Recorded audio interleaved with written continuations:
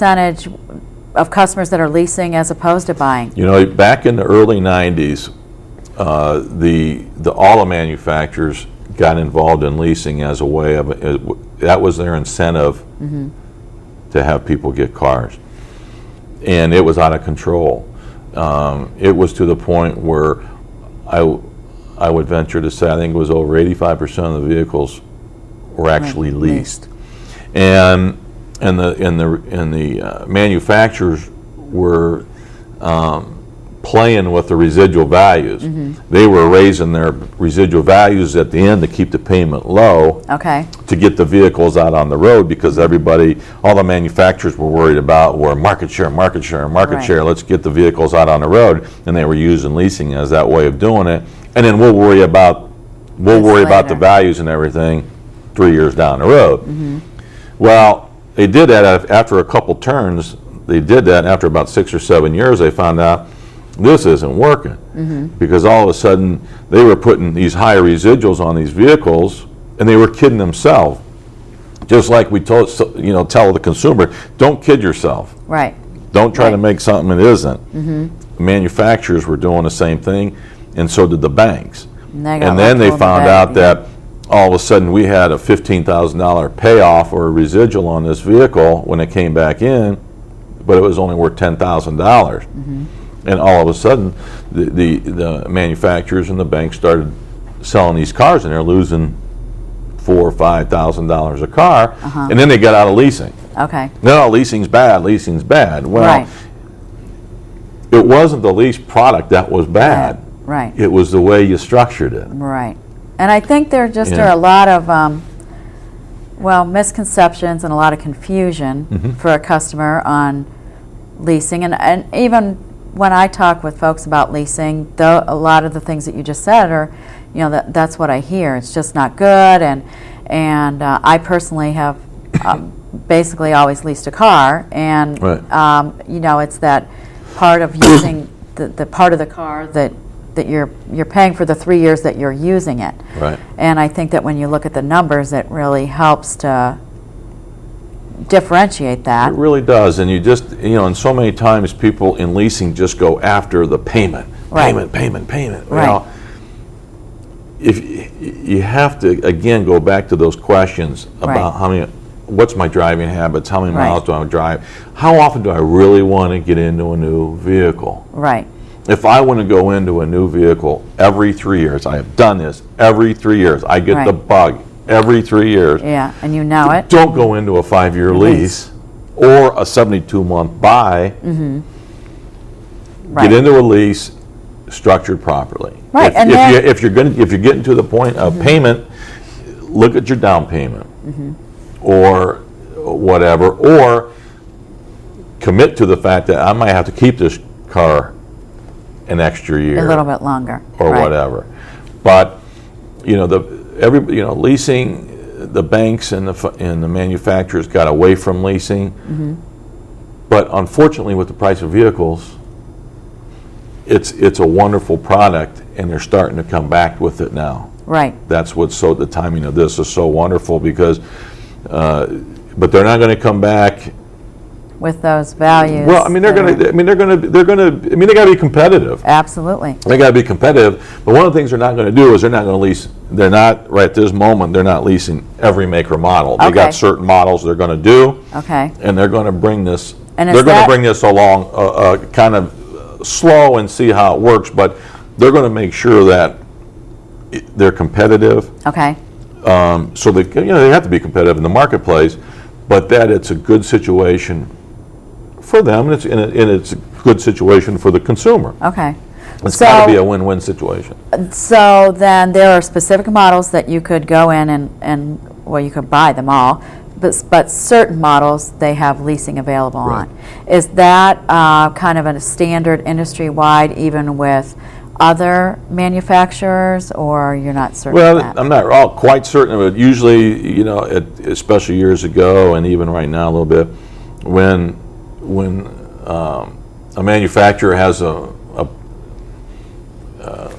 backlog of vehicles and they want to get rid of them, they might put a lease special on it or what have you. But I think what you're going to start seeing now is that manufacturers, and I mean all of them, domestic imports, don't matter, you're not going to see them just mass producing vehicles for the sake of building vehicles and then figuring out what they're going to do.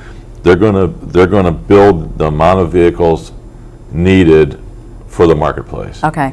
They're not going to flood them and having to come out And with just a lot of build them these to build things. them and hope Right. they end up somewhere. Right, and because that's what's gotten every one of them So a little in bit trouble, more and they're pre-planning and Yeah. logistics and where these cars are going to be and who's going to get what. And there's people that just, like I said, they just like the idea of getting a new car. getting a new vehicle all the time, and it's been interesting the last couple of years when we really haven't had the lease product. There's been people that haven't been happy about it. Right, right. And but now they're bringing it back out. It's an excellent financing option Well, and it just for seems like, for people. you know, that with buying, especially with buying, those terms end up getting longer and longer just to try to manage the pricing. And when I first got in this business, it was 48 months was a long right, time. that was a long time. That's And what then I remember. it was like 60 was like, oh boy. And then, I mean, now 72 is the norm, and it's getting to be that way even on used vehicles, Right. on late model used. Right. So, I mean, people just, Need unfortunately, a major part of the marketplace out there, they're not interested in keeping a car more than 3 or 4 years. Right, right. I mean, there's people that are, and that's fine. Right. You know, this leasing is not the way to go because it's more expensive. And that's the other thing with leasing. If you go in a 36-month lease, and all of a sudden you decide, you know what, I like this vehicle. I'm going to keep this vehicle. Then you have that option. Okay. I mean, you have an option in your agreement that you can purchase this vehicle for X amount of dollars at the end. And can they finance And so that? then they portion? can turn around and Okay. just finance it or pay it So off, with whatever that- the case may be. Now, it's going to be a little bit more expensive. Right. But however, you're making your decision 3 years from now what you want to do. Right. You're not making your decision now maybe what you want to do do. down there. Exactly. You know, you go and get a young couple that just got married and they go buy a sports car or something like that, and then all of a sudden 3 years later they've got 2 kids and they need a minivan. Right. You know, Then they have that but if option. all of a sudden if they had purchased that sports car and did it for 72 months, 36 months, They're like, oh, what are we going to do we now? need a minivan and this Right. car isn't doing us one bit of good. Right. They're probably owe more on the car Right. than what it's They're worth really gonna be because in they've trouble. stretched it out. So you can lease it and then you can decide down the road if this is in fact What you a want to vehicle do. I want to keep. Exactly. So you have some, you have Well, because options. then you know then too how the car's performed for you. You're comfortable with the car. You know that you've taken good care of the car. It's going to last. Absolutely. And it just gives you more flexibility that way. So that definitely makes sense. So I guess the biggest thing, it sounds like when customers come in and they're considering their financing options, they should really think about their driving habits and ask a bunch of questions. And again, think about the term, and not focus so much on the payment, and try to find other ways maybe to arrive to where they want to be with that monthly payment. Absolutely. I mean, payment is critical, but again, it goes back to what we talked about right at the beginning of the show.